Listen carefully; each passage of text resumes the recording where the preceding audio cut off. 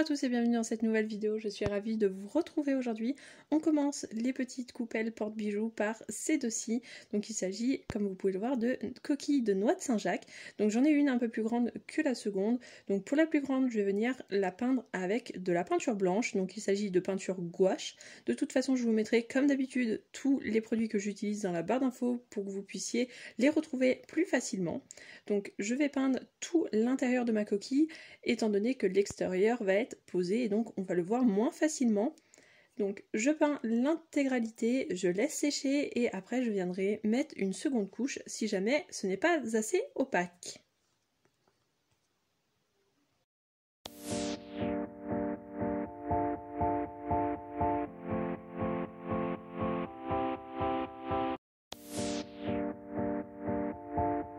On passe ensuite à la plus petite et comme vous pouvez le voir à l'intérieur il y a des petits dessins, des petites couleurs, donc je vais la laisser totalement naturelle et je vais simplement venir avec de la peinture dorée et un pinceau vraiment fin faire un petit liseré. Donc hop, je vais vous rapprocher un tout petit peu pour que vous puissiez voir vraiment le liseré d'un peu plus près. Donc voilà à quoi ça ressemble. Vous voyez, je fais très peu de liseré, je fais vraiment quelque chose de très fin. Ça va permettre que votre coquille va être un peu plus élégante et comme vous voyez ça rappelle un petit peu les couleurs qu'il y a à l'intérieur, donc ça va être vraiment simple mais à la fois élégant comme je vous disais. Donc on fait toute notre coquille, tout l'extérieur, enfin tout le bord, et ensuite on va venir laisser sécher. Vous pouvez en mettre une seconde couche si vous voulez que ça soit un peu plus intense. Donc voilà le résultat. Pour cette coquille la plus petite, c'est terminé. Donc on va la mettre de côté et on va s'occuper de la grande coquille. Je vais venir donc protéger ma table avec un petit papier comme ceci. Prenez ce que vous avez qui peut se laver relativement facilement et avec une brosse à dents et un peigne je vais venir donc frotter comme ceci et je vais venir faire des petites gouttelettes dorées sur ma coquille Saint-Jacques. Donc ça va faire vraiment un petit rappel de nos bijoux. Si vous avez également de l'argenté, ça peut être pas mal de faire les deux.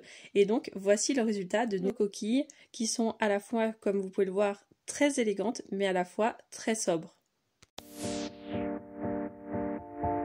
Ensuite, on va venir prendre donc de la pâte qui est auto-durcissante. Vous avez la recette dans la barre d'infos si jamais vous voulez retrouver. Donc, ou vous pouvez évidemment prendre une pâte Fimo comme j'utilise d'habitude, je vous la mettrai également dans la barre d'infos. Donc je vais venir aplatir ma pâte et ensuite je vais venir prendre donc ce petit pot en zinc qui va me servir vraiment de modèle de rond. Je viens avec un couteau donc découpé. Comme vous pouvez le voir, j'ai fait quand même quelque chose qui est assez épais. Et je vais venir prendre donc deux petites feuilles, deux petites herbes comme ceci.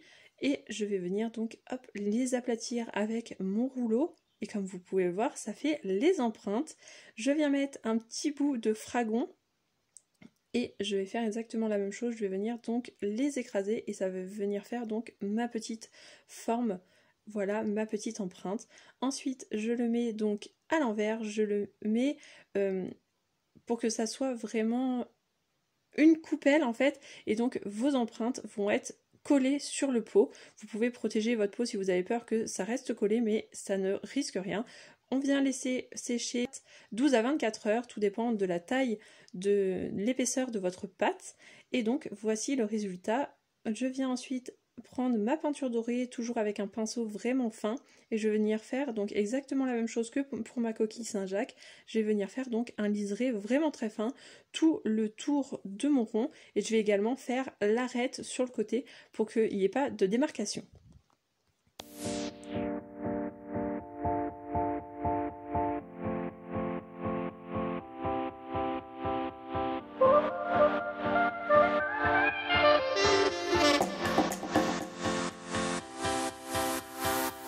Donc comme vous voyez là je suis en train de faire l'arête car vu que notre coupelle n'est pas droite, en fait n'est pas plate, vu qu'elle est un petit peu recourbée, sinon on voyait un petit peu la pâte autodurcissante blanche et je trouvais ça vraiment pas très joli, pas très esthétique, donc c'est pour ça que je vais venir donc en mettre un petit peu. Et donc voici le résultat de notre petite coupelle.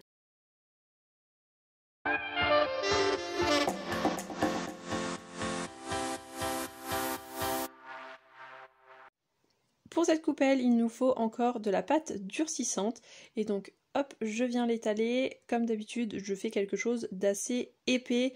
En moyenne, je laisse à peu près 3 mm, 3-4 mm pour que ça soit vraiment assez épais et que ça ne se casse pas facilement.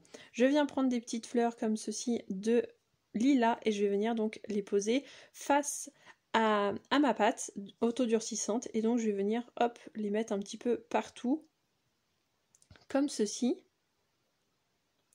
Je les espace un petit peu pour que ça soit vraiment mon rond. Je viens les écraser pour vraiment avoir la forme.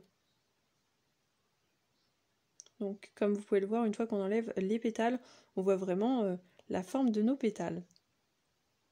C'est ce qui est vraiment sympa avec les empreintes végétales comme celle-ci. Et ensuite je reviens prendre donc mon petit pot en zinc et je vais venir faire donc le tour avec mon couteau pour le découper.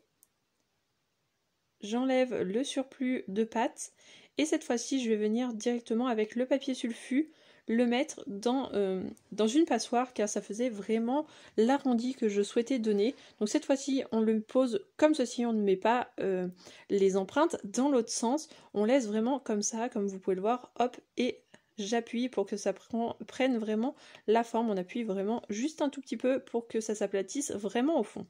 Donc voilà le résultat après le séchage. Et je vais venir avec de la peinture rose fuchsia, donc il s'agit du Publio Acryl Color et c'est la teinte rose tyran. Donc je viens simplement repasser quelques pétales, vous voyez que je ne repasse pas toutes les fleurs, je vais en passer quelques-unes par-ci par-là pour que ça donne un petit peu de couleur à notre coupelle.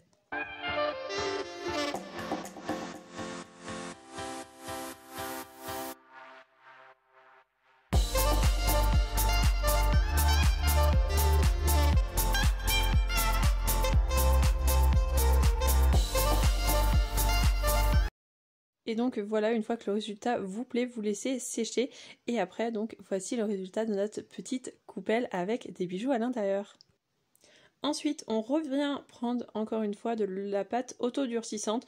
Donc les quantités que je vous mettrai dans la barre d'infos, c'est vraiment les quantités que j'ai utilisées pour faire toutes mes coupelles en pâte autodurcissante. Donc après, à vous d'adapter pour la quantité que vous souhaitez. Donc je reprends mon pot en zinc, je reviens faire un petit rond comme ceci et je vais simplement le poser donc sur mon pot en zinc, sur le dessous de mon pot pour que ça prenne vraiment un pli et comme vous voyez, je vais vraiment appuyer pour que ça soit vraiment un peu plus refermé. Après le séchage, donc je reprends ma petite pâte. Comme vous voyez, ça n'a vraiment pas collé à mon pot en zinc, donc n'ayez pas peur. Je viens prendre de la peinture rose avec des petits reflets argentés à l'intérieur et donc je vais peindre que le centre, je ne vais pas peindre les bords, je fais attention à ne pas déborder. Et donc je vais peindre tout l'intérieur.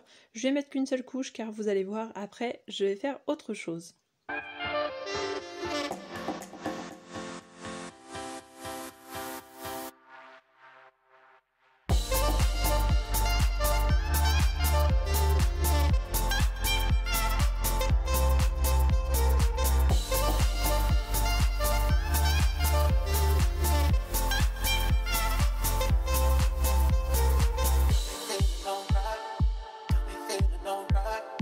Une fois que j'ai fini donc avec le rose, vous voyez que c'est totalement transparent, ce n'est pas du tout opaque. Je vais venir prendre donc de la peinture blanche que j'ai diluée un tout petit peu avec de l'eau et on le fait le temps que la peinture rose n'est pas totalement sèche et je vais venir donc mélanger le rose avec le blanc. Je trouvais mon rose un petit peu trop foncé, ce n'était pas assez pâle à mon goût, donc c'est pour cela que je vais venir donc repasser avec du blanc et comme vous pouvez le voir, l'opacité est au rendez-vous pour cette fois-ci. Et je reviens avec ma peinture dorée et mon pinceau faire l'arête de ma coupelle comme ceci et je fais très attention à déborder sur les bords pour que ça soit quand même assez joli, que ça reste vraiment très blanc. Là encore vous pouvez faire 2 couches si vous le souhaitez.